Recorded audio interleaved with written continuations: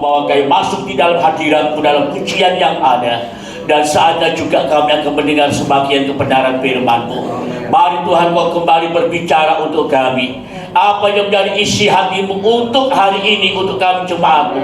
Engkau mau berbicara Tuhan, singkapkan setiap Tuhan rahasia-rahasia kebenaran firman-Mu yang belum kami mengerti, untuk kami mengerti dan kami lakukan bersama-sama ya Tuhan. Untuk itu secara khusus hamba-Mu yang sudah Tuhan persiapkan untuk menyampaikan kebenaran firman-Mu, urapi dengan kuasa Roh Kudus-Mu Tuhan, sehingga setiap pembacaan, setiap penyampaian, setiap penjabaran kebenaran firman-Mu tidak semata-mata keluar dari pikiran hamba-Mu, tapi semua atas pimpinan kuasa Roh Kudus-Mu Tuhan, sehingga baik yang menyampaikan, baik yang akan mendengarkan menerimanya, sama-sama diberkati oleh Tuhan. Kami siap untuk menerima kebenaran firman-Mu dalam nama Yesus. Haleluya.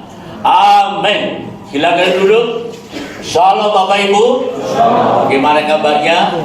Tetap luar biasa ya. Pagi hari tetap bersemangat terus maju dalam pengiringan kita kepada Tuhan. Nama Tuhan dan firman Tuhan pagi hari ini akan disampaikan oleh banyak yang ada waktu dan tempat kami berikan. Terima kasih.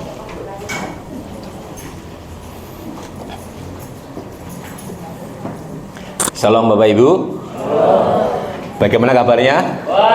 Luar biasa ya, karena kita punya Allah yang luar biasa. Mari tetap semangat. Amin. Mari tetap semangat yang ngiring Tuhan sampai pada akhirnya. Amin. Semuanya ingin masuk surga. Amin. Ada yang masuk surga? Semuanya? Angkat tangan yang mau masuk surga. Semua ingin masuk surga ya? Ada yang mau duluan? Sama. Nggak mau duluan ya? Bapak Ibu, pagi hari ini saya ingin ngajak Bapak Ibu untuk belajar bersama-sama. Kita masih dalam situasi Paskah ya, sampai nanti hari Pentakosta, sampai hari raya 7 minggu. Ya, kita akan belajar satu firman Tuhan. Malah pagi hari ini saya akan berikan judul tentang Galilea dan perempuan, saudara ya. Kita akan belajar bersama-sama dalam Injil Matius pasal 28 ayat 1 sampai 10 ya. Sekali lagi terima kasih buat Bapak Ibu Gembala yang berkenan saya untuk berbagi berkat. Berkali-kali ya saya dapat kesempatan, saya ingin berbagi berkat, saya dikuatkan juga. Kita akan belajar bersama-sama Injil Matius pasal 28 ayat 1 sampai dengan 10 ya. Saya akan baca ayat yang ganjil, nanti Bapak Ibu Jemaat membaca ayat yang genap ya. Sudah semua ketemu? Saya akan baca. Setelah hari Sabat lewat, menjelang menyingsingnya fajar, pada hari pertama minggu itu, pergilah Maria Magdalena dan Maria yang lain menengok kubur itu. 2.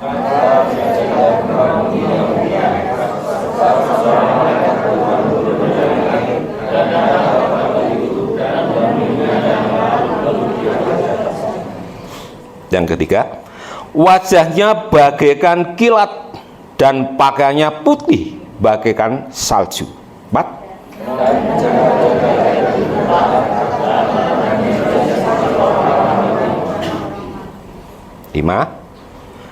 Akan tetapi malaikat itu berkata kepada perempuan itu, janganlah kamu takut, sebab aku tahu kamu mencari Yesus yang disalibkan itu. 6.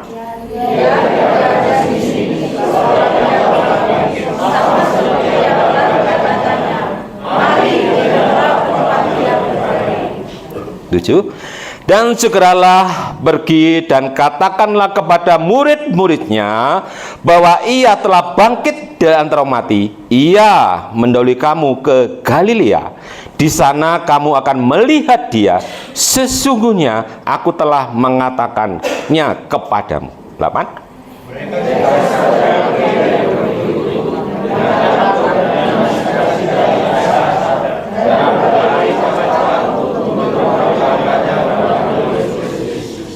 Ya, 9. Tiba-tiba Yesus berjumpa dengan mereka dan berkata, salam bagimu. Mereka mendekatinya dan memeluk kakinya serta menyembahnya. 10.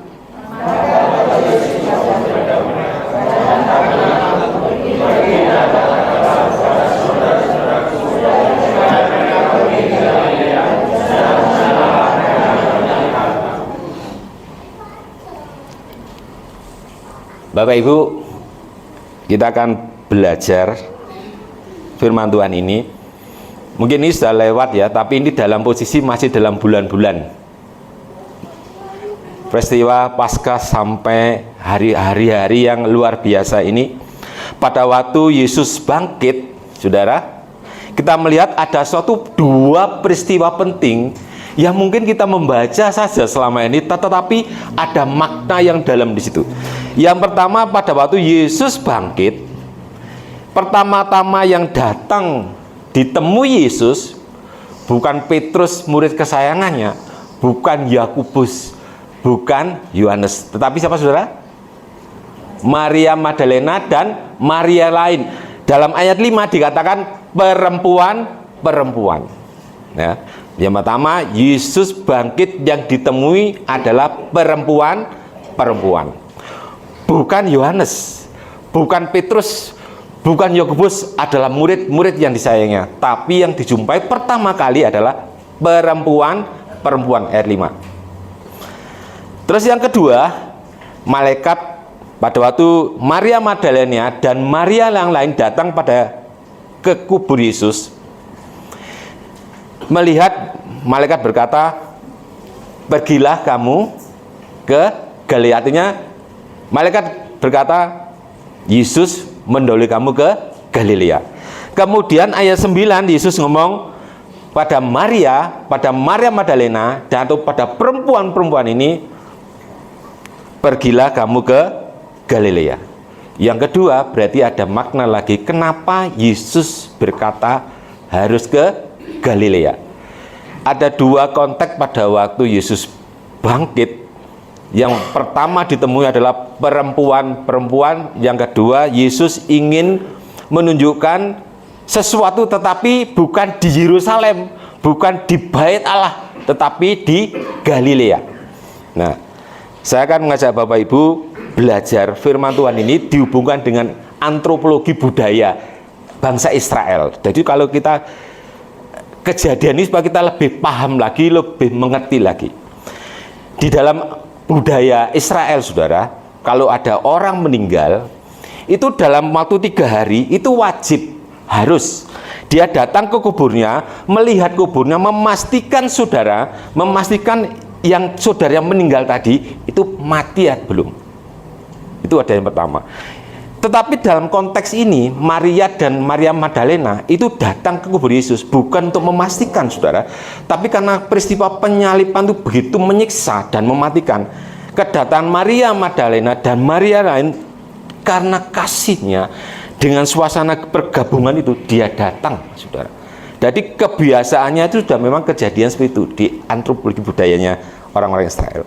Nah, saya mau ngajak Bapak Ibu membahas 2 hal saja di sini. Mengapa Yesus bangkit? Di dalam kebangkitannya ini yang pertama ditemui adalah perempuan atau disebut di ayat 5 tadi, dan diwakili oleh Maria Magdalena dan Maria yang lain, ya. Bapak Ibu, di dalam hukum pada waktu Israel dijajah oleh Romawi, saudara, hukum yang terjadi di situ, seorang perempuan ini statusnya sangat penting, saudara. Seorang perempuan yang tidak punya bersuami atau seorang perempuan yang suaminya sudah meninggal, maka status hukumnya tidak ada. Jadi kalau ada perempuan yang bersaksi, dia tahu peristiwanya, tetapi karena dia itu tidak punya suami, makanya dia disaksinya tidak didengar. Perempuan itu tidak ada status hukumnya, kesaksiannya tidak didengar. Itu yang pertama. Yang kedua, perempuan-perempuan janda-janda pada waktu itu, janda-janda yang suaminya meninggal itu janda-janda, saudara. Itu kondisinya pasti miskin. Karena apa? Karena penguasa pada waktu itu tidak memberikan prioritas kepada para janda. Kalau ayahnya meninggal, otomatis anak yang dilahirnya itu sifatnya bernama yatim atau piatu ya? Yatim piatu atau yatim atau piatu? Yatim ya, anak yatim, saudara. Dia nggak punya status karena bapaknya meninggal. Maka apapun bansos yang harus diterima dia, kali zaman sekarang nggak dapat. Bantuan misalnya KIS untuk anak itu tidak dapat sekarang. Tapi statusnya sudah akhirnya meninggal. Jadi status pada waktu itu sangat menentukan pada waktu pemerintahan penjajahan Romawi di Israel. Mengapa Yesus menjumpai perempuan-perempuan itu, saudara? Yesus ingin menghapuskan hukum tradisi yang berlaku saat itu. Perempuan-perempuan sama di hadapan Tuhan. Anak-anak yatim piatu sama di hadapan Tuhan.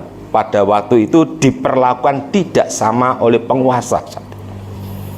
Makanya firman Tuhan ngomong begini, Bapak Ibu, ibadah yang sejati adalah mengunjungi janda-janda dan wah, kalau gitu nanti kita sama-sama datang ke janda-janda ya Pak. Ini kan ibadah sejati. Bukan, saudara. Yang dimaksud janda-janda sini, kejadian itu terjadi karena para janda saat itu sangat menderita, saudara. Sangat miskin hidupnya. Dan firman Tuhan katakan situ kan, walaupun kita mengunjungi para janda, firman Tuhan katakan, bantuan Mas, Yakobus 1 ayat 27 ya, coba. Yakobus 1 ayat 27. Ibadah yang murni dan yang tak bercacat di hadapan Allah, Bapa kita, ialah mengunjungi yatim piatu dan janda-janda dalam kesusahan mereka dan menjaga supaya dirinya sendiri tidak dicemarkan oleh dunia. Janda-janda itu dalam kesusahan, saudara. Karena ada pengelompokan, ada status. Jadi kalau ada bansos ya nggak dapat, ada KIS ya nggak dapat, saudara. Jadi hidupnya cari sendiri, saudara. Bahkan dia tidak ada perhatian dari penguasa. Maka itu pada waktu itu muncullah belas kasihan dari para murid-murid Tuhan untuk memberikan merawat para janda. Tetapi firman Tuhan mengatakan dan menjaga supaya dirinya sendiri tidak karena ini jandanya masih muda Pak, dan cantik lagi, dan kita harus membiayai lagi Pak, tapi kita punya istri, jangan tercemar. Nah, muda ya biarkan dia bekerja. Ya ini kan seringkali dipakai-pakai sekarang ya. Om, saya mau, maaf Om, saya ibadah besok mau mengunjungi janda-janda itu Om. Itu kan, loh jangan, itu kan masih muda, tapi kan janda Om. Ya Bapak-bapak, di sini nggak ada, nggak kelihatan gitu. Apa Pak pelajarannya hari ini? Kok Yesus menemui perempuan-perempuan? Yesus menghapus status perbedaan perempuan-perempuan saat itu yang dianggap tidak layak, dianggap hina, dianggap tidak berkenan di hadapan penguasa saat itu. Yesus datang menghapus semuanya, menjadi semua berharga di mata Tuhan. Kalau Bapak baca sendiri di rumah ya, Yesaya 43, betapa berharganya semua di mata Tuhan. Bahkan Yohanes 17 ayat 1-26, pada waktu Yesus belum disalib, dia berdoa kepada Bapa, aku bukan meminta supaya mereka kau ambil di dalam dunia, tetapi aku minta engkau melindungi semua dalam dunia, karena mereka bukan berasal dari dunia. Saudara dan saya bukan berasal dari dunia ini. Saudara dan saya berasal dari Kok gak yakin loh? Bapak Ibu tuh asalnya dari mana? Yakin nah? Coba Mas jadi kebuka ya, Yohanes 17 ayat 8 mungkin.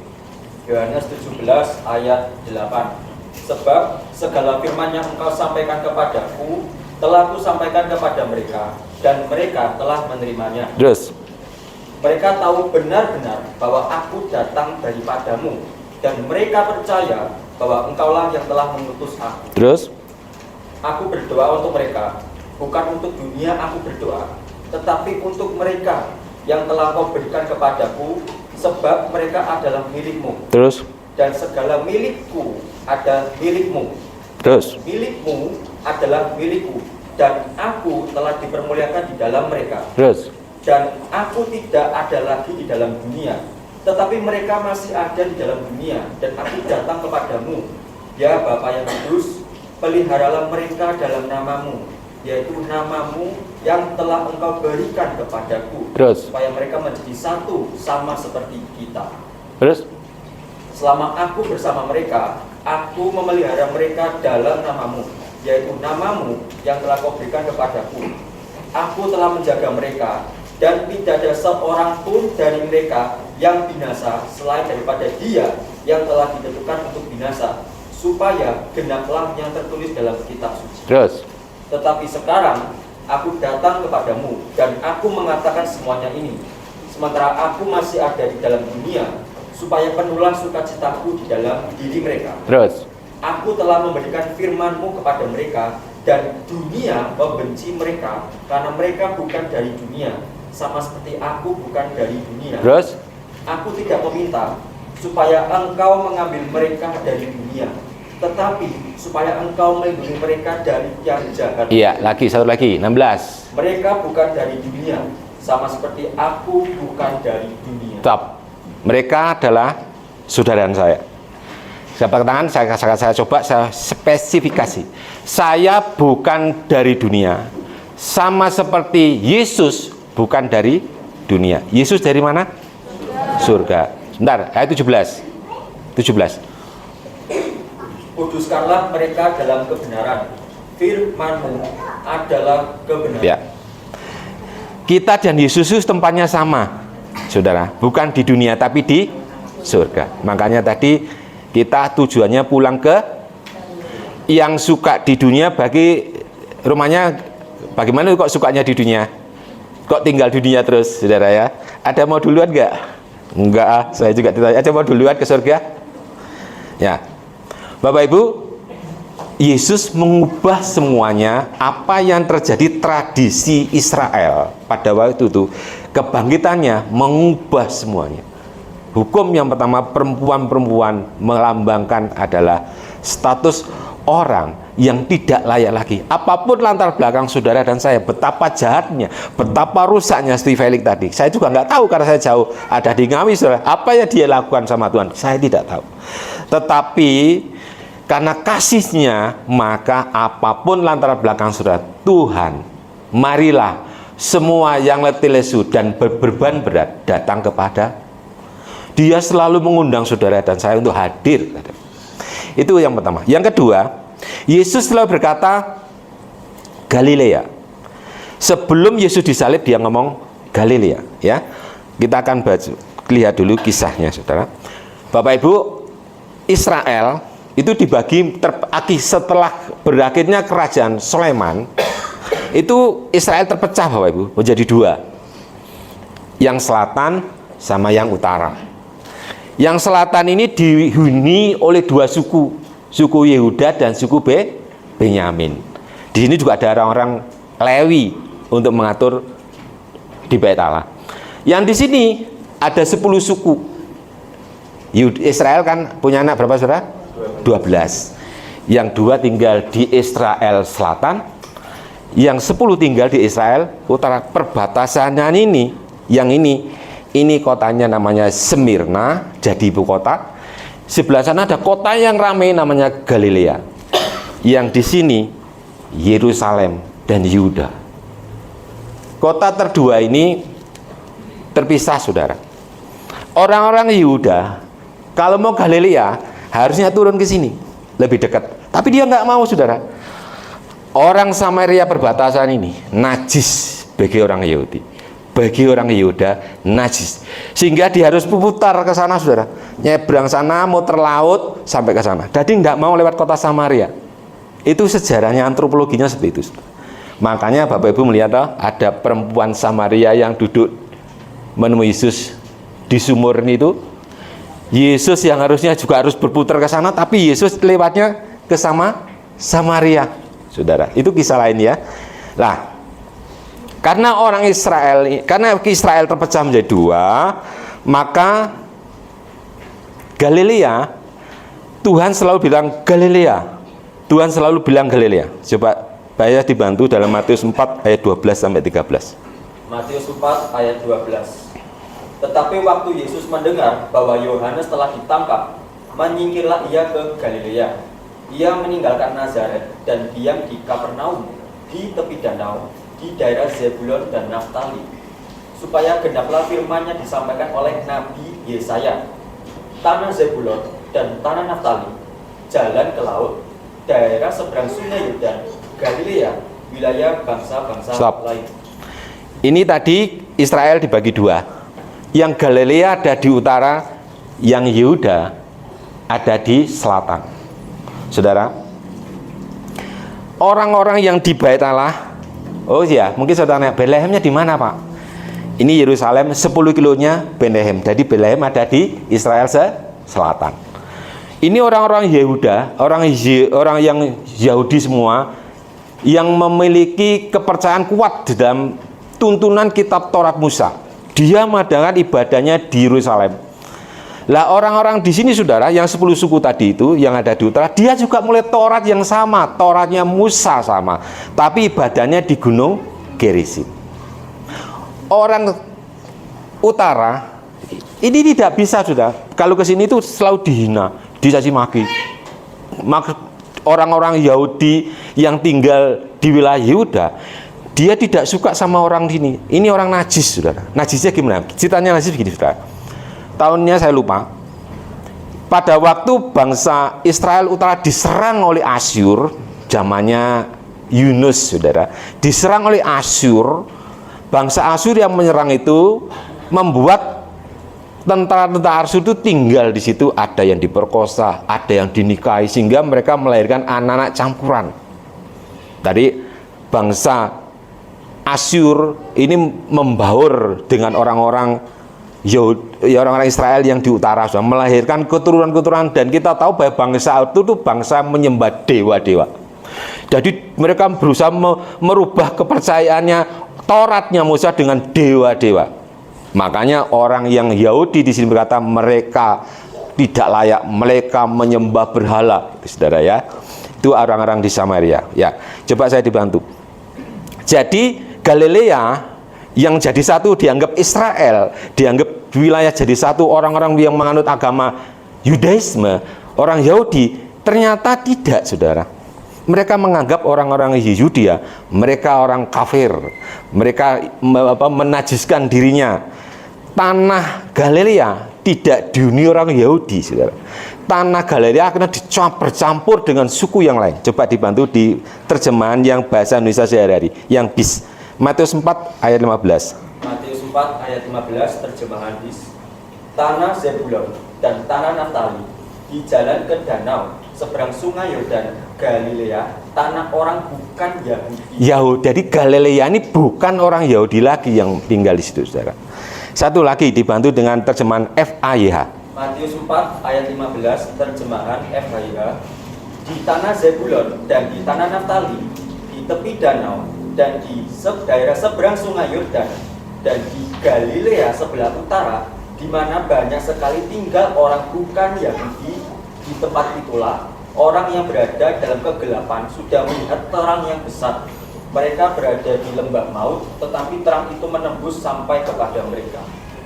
Jadi Galilea ini, saudara, mayoritasnya sudah bukan Yahudi lagi.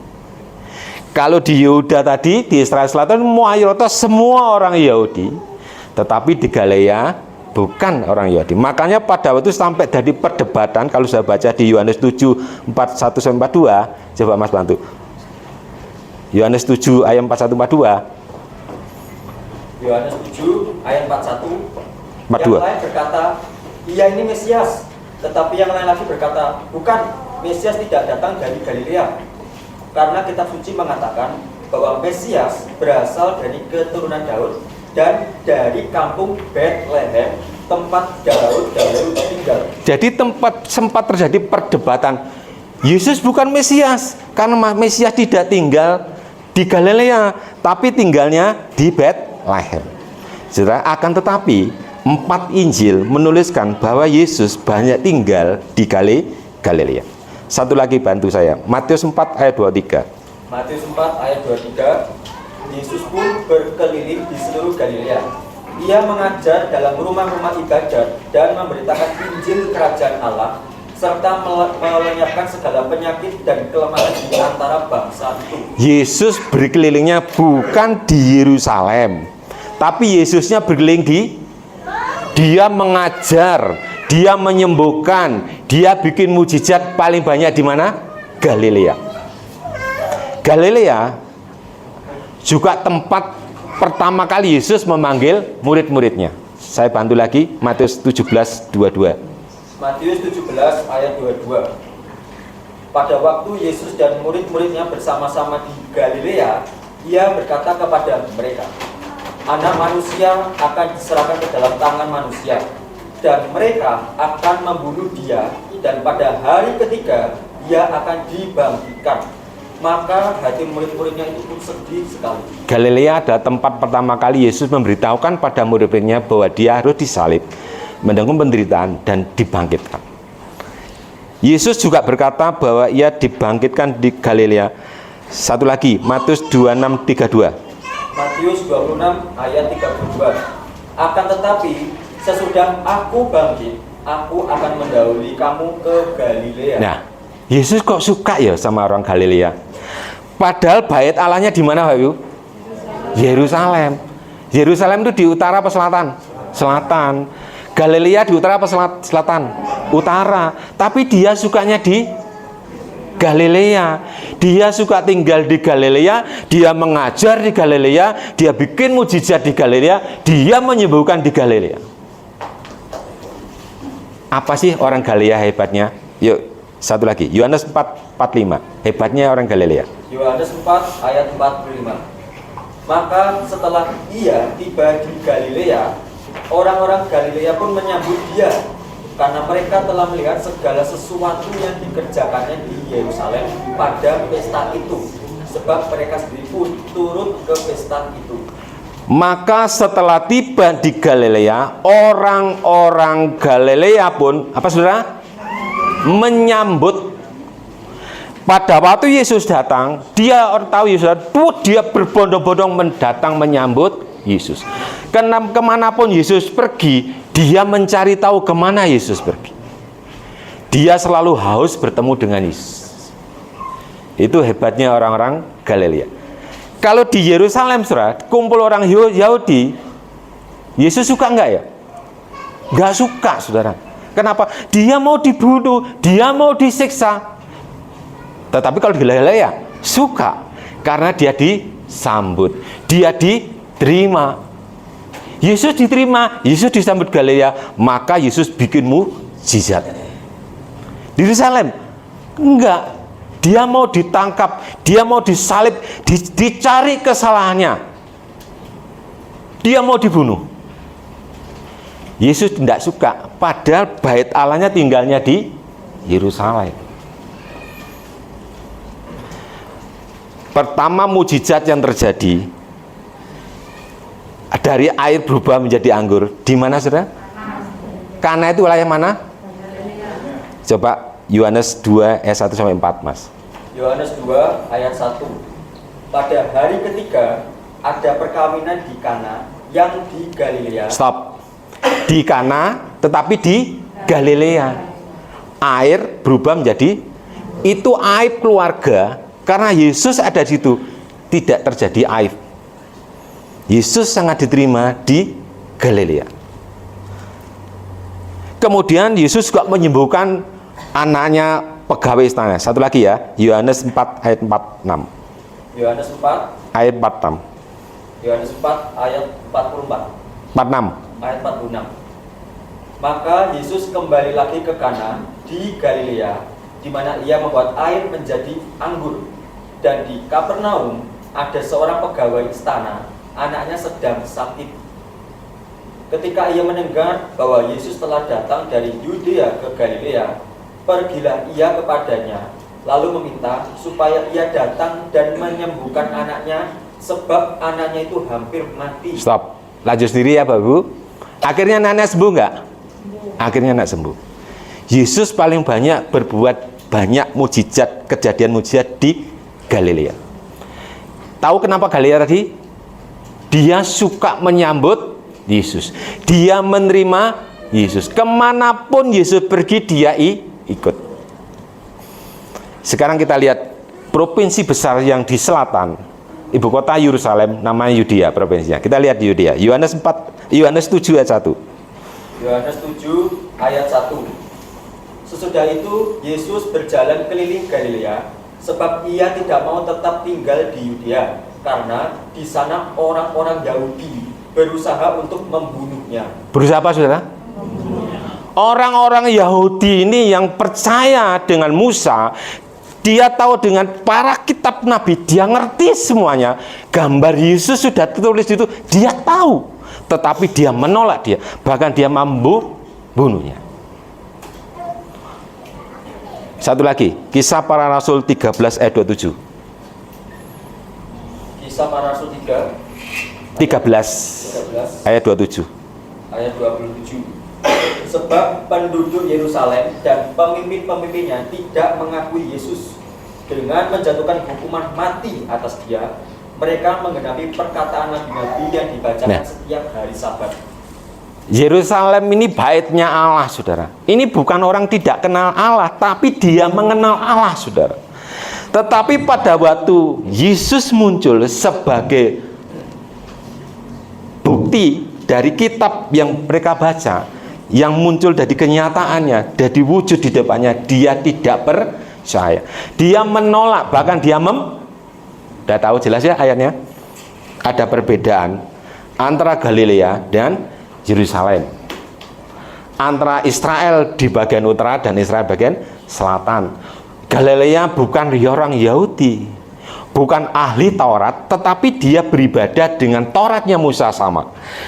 Orang-orang Yerusalem yakin dengan keyahudiannya, dia pakai Tauratnya Musa, dan dia tahu kisah Musa, nubuatan Yesaya, Yeremia, dan seterusnya, dia hafal, saudara. Tetapi para pemimpin dan imam-imam ini malah membunuh Yesus, menolak Yesus.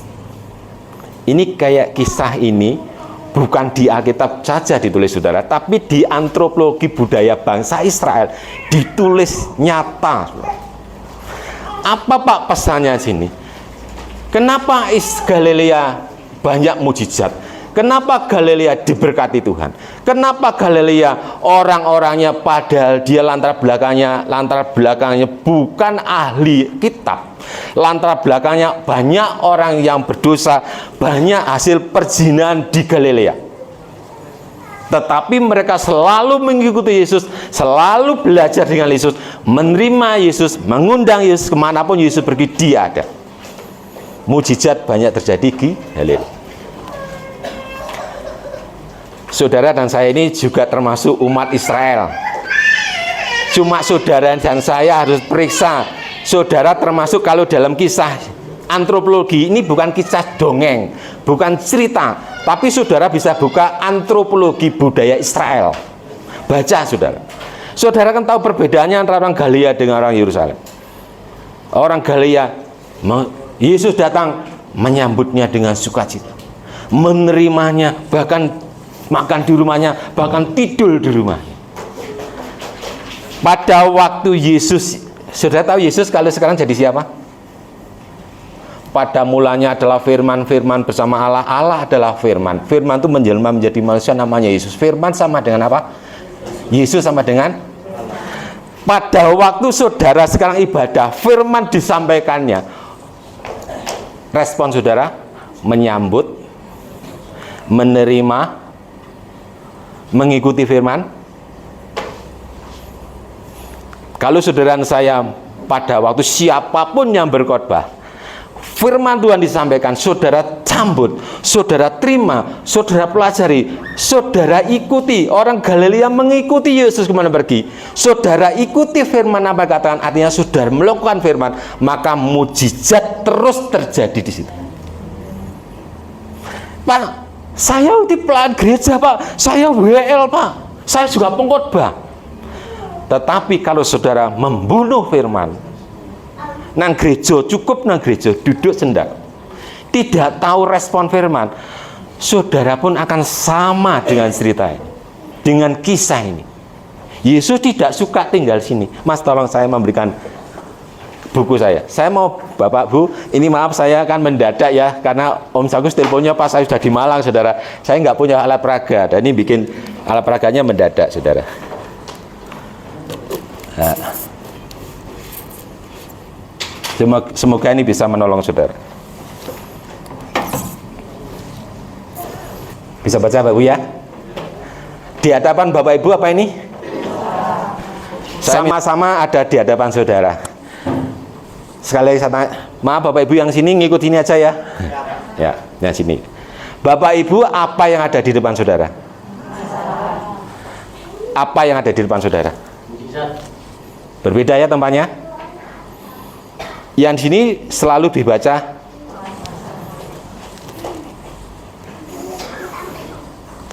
saya berdoa, Pak. Saya berdoa setiap hari. Saya rajin ibadah setiap hari. Saya punya problem, Pak. Saya punya masalah berat, Pak. Tapi saya di sini kok nggak selesai masalah saya. Masalah saya nggak mentas-mentas, Pak. Saya sudah puasa di sini. Kenapa nggak selesai? Kenapa nggak selesai? Masalah tetap jadi masalah. Kenapa? Karena kita berada di tempat yang menghadapi langsung dengan posisi saya ada di depannya. Saya sendiri ngalami masalah, saya pada sudah berdoa, saya sudah berpuasa, tapi posisi saya masih berada di tempat Saya ibadah, Pak. Saya juga turun melakukan firman Tuhan, tapi masalah saya besar, Pak. Saya membayar angsuran belum cukup, Pak. Tetapi yang saudara hadapi adalah masalah terus, Pak, di sini. Tapi saudara hadapi adalah yang keras ya. Yang dihadapi adalah mujizat. Ini masalah berjadi. Ini orang percaya Yesus ini. Percaya Yesus, berdoa ke gereja. Tapi yang dihadapi setiap hari problem keluarganya, ya masalah, ya pertengkaran. Suami istri pernah tengkar nggak sama istrinya?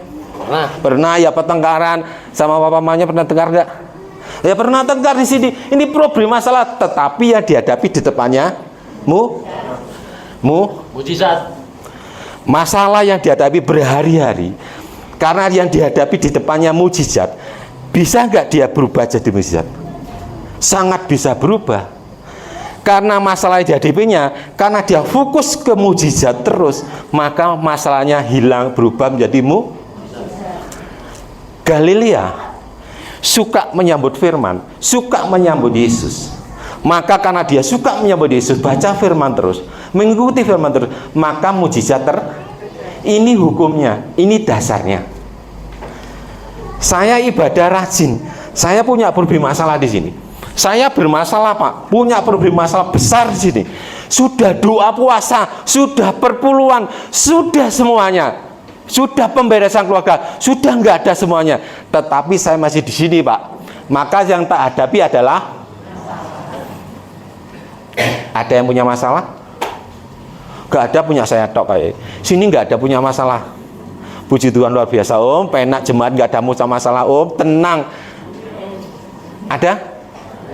Oh, ada juga ya ternyata. Ada nggak yang masalah problemnya tidak pernah tuntas, tidak pernah terselesaikan? Ada nggak? Kalau saudara ada.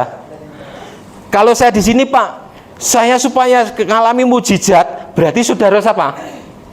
Pindah. Saudara harus mau nggak mau harus pindah ke sini. Pindah ke sini. Oh, berarti nggak ada masalah kalau pindah. Tetap ada masalah. Selama saudara saya hidup tetap ada masalah, tetap ada. Kalau nggak mau ikut ada masalah, monggo yang mau duluan. Saya berdebat sama istri. Lah iya ya kita belajar, iya tapi sekarang problem ini beberapa tahun yang lalu saudara.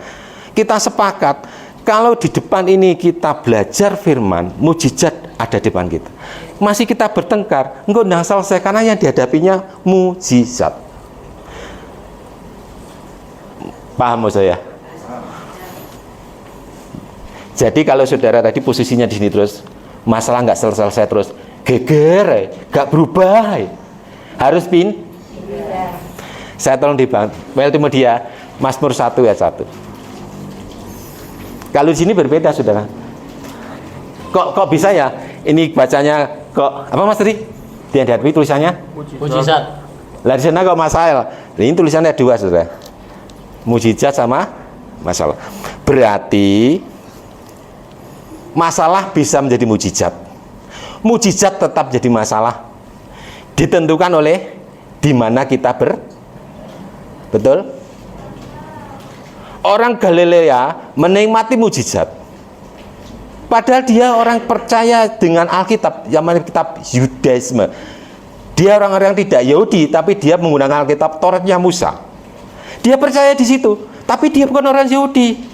Tapi mujizat terjadi terus di situ karena dia menyambut firman, dia mengundang firman, dia melakukan firman, maka mujizat sering orang Yerusalem ahli firman, ahli Taurat, dia tahu kisahnya, tanggal-tanggal Yesus disalib pun dia harus tahu. Pada waktu Yesus mau disalib dan ada orang-orang yang dibangkitkan zaman Yesus sebelum disalib, dia pun juga sudah tahu, tetapi dia menolaknya dan mau membunuh. Bukankah ada orang percaya Yesus mau membunuh firman? Ada. Saya dulu juga membunuh firman, saudara. Firman berkata, bawalah, aduh kok duit mana? Tapi tidak apa-apa, wong hidup ini kurang duit toh. Bawalah persembahan ke gereja. 50.000 gak apa-apa, 50.000. Lek wis 1 juta. Wow. Berdoa 2 hari, saudara. Tuhan, wakem nih. Gak, Pak Doktor, itu di YouTube ngomong kok Pak, gak perlu berpuluhan. Wah betul ya, aku setuju ini.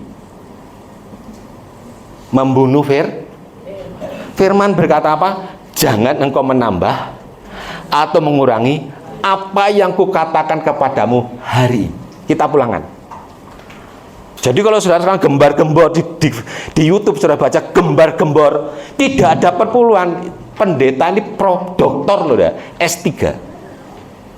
Saya aja S2 belum selesai, ini sudah S3. Gembar-gembor katakan tidak perpuluhan. Saya sekarang posisinya di Israel. Saya tanya orang Israel nggak ada perpuluhan, ya mesti aja di sini. Yuda. Tapi orang-orang Galilea tadi menyambut firman, menerima firman, melakukan firman, mujizat banyak terjadi di Galilea.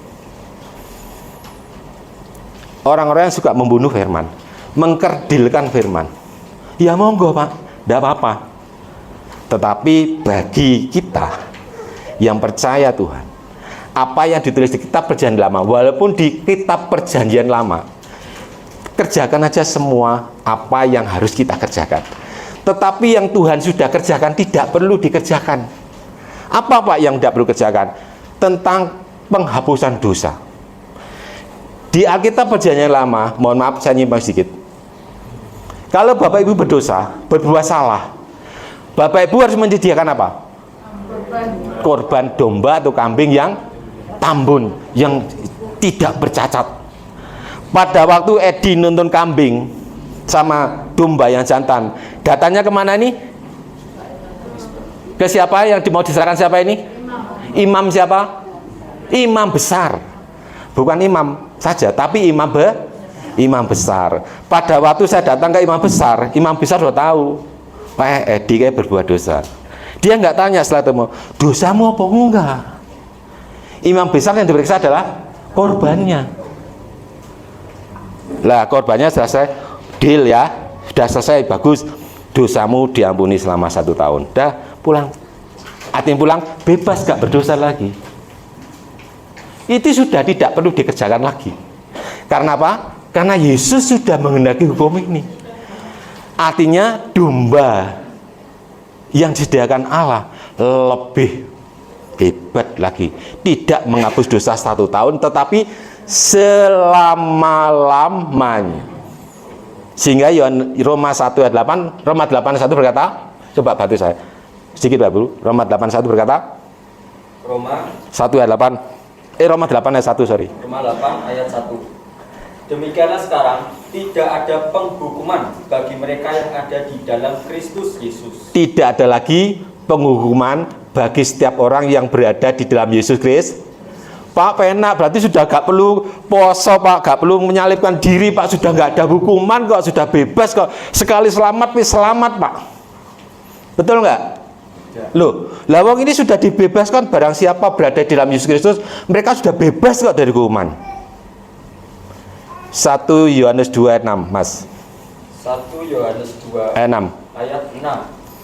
Barang siapa mengatakan bahwa ia ada di dalam Dia, ia wajib hidup sama seperti Kristus telah hidup. Barang siapa mengaku ada di dalam Yesus, maka dia wajib hidup sama seperti Yesus hidup. Benar gak?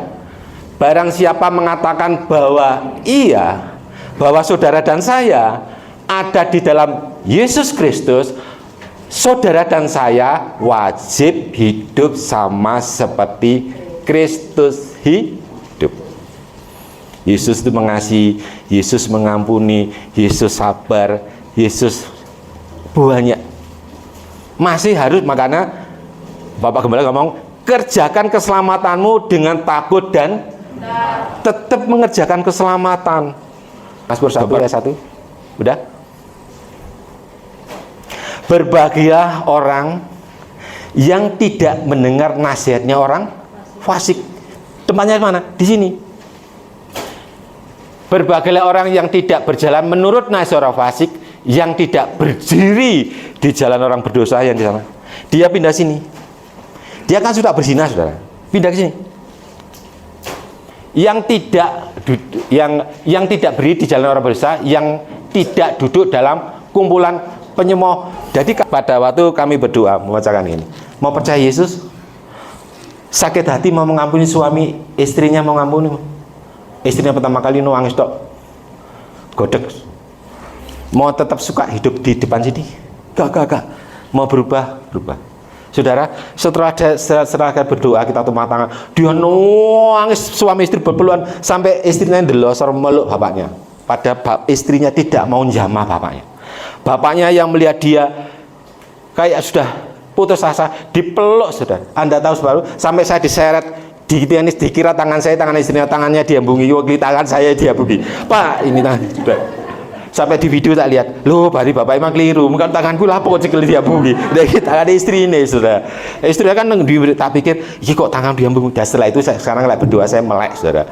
Karena pada tumpang tangan itu saya berdoa itu dengan seriusnya, sehingga tangan saya ditarik itu, diciumi, itu ternyata saya, saudara. Tak pinggir, Pak, tangannya yang ini. Dia nangis, saudara. Anda tahu setelah itu, saudara? 1 minggu berikutnya, gembalanya telepon saya, suaminya meninggal. Betapa hebatnya Tuhan memulihkan keluarga yang mau pindah. Hari ini, silakan duduk. Terima kasih. Dapat berapa banyak masalah yang dihadapi? Masalah ekonomi, masalah keluarga. Saudara, nanti kalau Tuhan izinkan, Bapak kembali izinkan, saya akan bahas lagi satu peristiwa tentang orang yang meninggal. Saudara, hari ini apapun problem saudara, masalah lalu saudara, kalau saudara mau berubah ke mukjizat, saudara harus pindah sekarang. Berbahagialah orang tidak menuruti nasihat orang fasik. Ada tinggi. Sukaannya apa? Ayat 2. Kesukaannya apa ayat 2? Dia seperti pohon tetapi yang kesukaannya ialah Taurat Tuhan. Sebentar. Sukaannya Taurat Tuhan. Orang Galilea suka terima Yesus. Orang Galilea suka menyambut Yesus. Kesukaannya Taurat Tuhan. Dia baca siang dan malam. Dia renungkan. Kalau Bapak Ibu mau coba dari masalah pindah ke mukjizat, walaupun di depan kita ada tantangan bayar cicilan, anak barang musik sekolah, bojone ngroweng beres entek, Pak. Bersama satu keluarga, kita terus melakukan ini, berarti kita berada di posisinya berada di mukjizat. Suka-sukanya siang dan malam membaca firman, merenungkan firman, melakukan firman. Maka saudara saya kan posisinya berada di mukjizat. Apapun masalah saudara, walaupun saudara punya masalah besar dan kecil, saudara tetap berada di mukjizat. Cuma waktu kapan? Waktunya Tuhan membalas doa saudara, menjawab doa. Semua ada prosesnya Tuhan. Amin. Satu lagi, yang terakhir. Untuk pindah ke sini, Pak, supaya bisa ke sana. Ini enak sing gandoli. Percayalah, saya wis nyoba. Mesti ana sing gandoli. Wis ke titik isu ate tangi ate berdoa. Ana sing gandoli, saudara. Jadi ini ning kene meneh. Ning masalah meneh. Tapi kalau sudah dalam nama sebuah aku tekad pokoknya carane, saudara. Carane yang terakhir. Ibrani 12 ayat 1. Yang terakhir ya, Bu, mohon maaf ini agak ngerabas sedikit ya waktunya. Yang terakhir. Ibrani 12 ayat 1. Karena kita mempunyai banyak saksi bagaikan awan yang mengelilingi kita, marilah kita menanggalkan semua beban dan dosa yang begitu merintangi kita, dan berlomba dengan tekun dalam perlombaan yang diwajibkan bagi kita. Untuk pindah tidak mudah, saudara. Ngomongnya gampang, tapi praktek betul sulit, betul-betul sulit. Tapi kalau ada tekad dengan tuntunan Roh Kudus pasti bisa. Karena kami telah praktek juga berkadang-kadang pun juga melawan diri sendiri, saudara. Pada waktu pindah, yang harus diselesaikan apa? Yang harus ditinggalkan apa? Beban. Beban dan itu sangat merintangi kita untuk pindah, nyirimpeti, saudara. Kita mau pindah yang beban, sakit hati, marah, kebencian, kejengkelan, sifatnya fisik, beban. Itu merintangi kita, saudara. Tidak percaya, ada ibadah, khotbah ngono macet kayak. Ini beban, saudara. Firman itu ya dan amin kok. Siapapun yang berkhotbah, tapi firmannya itu ya dan amin. Firmannya itu nyata. Saudara dengar, terima firmannya. Kalau sudah belum ngerti, berdoa, nanti Roh Kudus akan menguraikan pada saudara. Dosa sudah nyata, saudara. Segala sesuatu yang melanggar firman terdado itu harus setiap hari diperangi. Silakan musik masuk. Harus disingkirkan supaya tidak ada lagi yang merintang kita untuk pindah dari masalah menjadi mukjizat. Masalah menjadi mukjizat. Saya mengundang saudara sama-sama.